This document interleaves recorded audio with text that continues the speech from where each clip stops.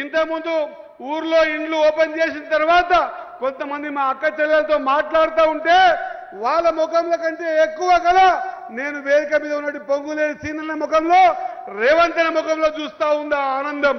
ఇంతమంది పేదోళ్లకు ఇల్లు ఇచ్చినాం కదా, మరి ఇది కదా సంక్షేమం అంటే, ఇది కదా బీద వాళ్ళని ఆదుకునేదంటే. గూడు లేని నిరుపేదకు ఇల్లు కట్టించడం వల్ల పొందే తృప్తి నిజంగా కూడా ఏమి చేసినా రాదు అన్న మాట గ్రహించి ఇంత పెద్ద ఎత్తున కార్యక్రమాన్ని తీసుకొని మనలాంటి బీద బడుగు బలహీన వర్గాలకు సాయం చేసే కార్యక్రమాలు ఎన్నో తీసుకున్న సందర్భం మనం చూశాం.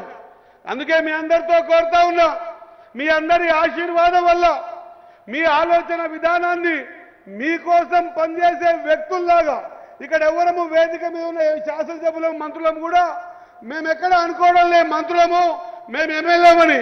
మేము ప్రజలకు సేవకులం. ప్రజా శ్రేయస్సే మా ధ్యేయం.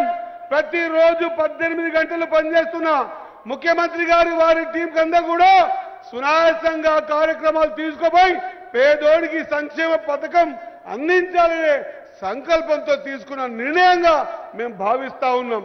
అందుకే మేము అదృష్టవంతులమని అంటా ఉన్నా.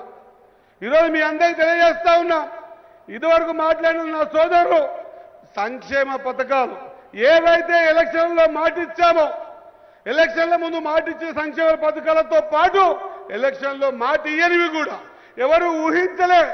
ఈ రాష్ట్ర ఆర్థిక పరిస్థితి ఇన్ని లక్షల కోట్ల అప్పులున్నా కూడా 10 సంవత్సరాలు తెలంగాణ లూటీ చేసి తెలంగాణ అప్పుల కుప్పగా మార్చిపోయిన తర్వాత కూడా ఈ రోజు ఊహించని విధంగా అది సన్న బియ్యం కార్యక్రమం తీసుకున్నా, లేకపోతే పేదోనికి ఇల్లు కార్యక్రమం తీసుకున్నా, మా అక్క చెల్లెళ్లకు సిలిండర్ కార్యక్రమం తీసుకున్నా, పేదోడు 200 యూనిట్ల లోపల కరెంటు కాలిస్తే ఆ కరెంటుని ఫ్రీగా ఇచ్చే కార్యక్రమం తీసుకున్నా, చెప్పుకుంటూ పోతే ఎన్నో సంక్షేమ పథకాలని పేదోనికి అందించాలనే సంకల్పంతో ఇందిరమ్మ పేరు మీద తీసుకున్న ప్రతి కార్యక్రమాన్ని మీ కాడకు చేర్చే ఒక బాధ్యత మేమందరం కూడా తీసుకున్న మాట గుర్తు చేస్తా ఉన్నా. కాంగ్రెస్ పార్టీ అంటే అధికారంలో ఉన్నప్పుడు తన చుట్టూ ఉన్న నలుగురు కోసం పనిచేసేది కాదు. కాంగ్రెస్ పార్టీ అంటే సంక్షేమ పథకం కోసం కాగితం పట్టి దరఖాస్తు ఇచ్చినటువంటి ఆఖరి వ్యక్తికి కూడా ఈ సంక్షేమ పథకం అందించాలనే సంకల్పం ఉన్నదే కాంగ్రెస్ పార్టీ అని మీ అందరికీ గుర్తు చేస్తా ఉన్నా.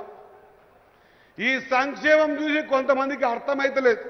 మేముండగా ఎట్లా చేయకపోతే ఈ రోజు కాంగ్రెస్ వాళ్ళు చేస్తా ఉన్నారు కదా, ఇది కాంగ్రెస్ రక్తంలోనే ఉంటది. ఆ రోజు ఇందిరాగాంధీ గాని, నెహ్రూ గాని, రాజీవ్ గాంధీ గారు గాని, సోనియా గాంధీ గారి ఆలోచన గాని, రాహుల్ గాంధీ గారి ఆలోచన గాని పేదోడు బీదోందికే ఉంటది. ఎవరైనా ఆలోచన చేసిండ్రా ఈ రాష్ట్రంలో? రాహుల్ గాంధీ గారు ఏమన్నారు మన నాయకుడు, ఈ భారతదేశంలో పార్లమెంట్ గాని అసెంబ్లీ గాని కడప దొక్క వెనుకబడ్డ జాతులు ఎన్నో ఉన్నాయి, వారందరి కోసం పనిచేయాలనే ఏ రాష్ట్రంలో కూడా చెయ్యని విధంగా ఈ రాష్ట్రంలో కుల గణన చేసి ఇగో ఈ దేశంలో ఈ దేశమే जितनी जिनकी आबादी है उनको उतना हिस्सेदारी देना चाहिए అని అంటే మీరెంతో లెక్కగట్టి విద్య ఉద్యోగాల్లో రాజకీయాల్లో మీకంత అందిపుచ్చం ఇచ్చి ఒక స్టేజ్ మీద నిలబెట్టాలనే సంకల్పంతో తీసుకున్న నిర్ణయం ఇది ఆశామాసి నిర్ణయం కాదు. ఎన్నో సంక్షేమాలు ఎదురుపడ్డా కూడా 42% రిజర్వేషన్లతో ముందుకు పోవాలని ఆలోచన ఉన్న పార్టీ కాంగ్రెస్ పార్టీ. కాబట్టి మీరంతా మనమంతా అదృష్టవంతులం. మరోసారి ఇందిరమ్మ రాజ్యంలో రేవంత్ రెడ్డి అన్న ఆధ్వర్యంలో పొంగులేటి ఉత్తమ్ సార్ గారు మిగతా క్యాబినెట్ అందరి ఆశీర్వాదంతో సంకల్పమంతా ఒకటే, పేదోనికి సంక్షేమం చేరాలా, పేదోని ముఖంలో ఆనందం చూడాలా. కాబట్టి మీ అందరితో కోరుతా ఉన్నా, ఈరోజు సమయం ఎక్కువైంది కాబట్టి ఎక్కువ మాట్లాడలేకపోతున్నా.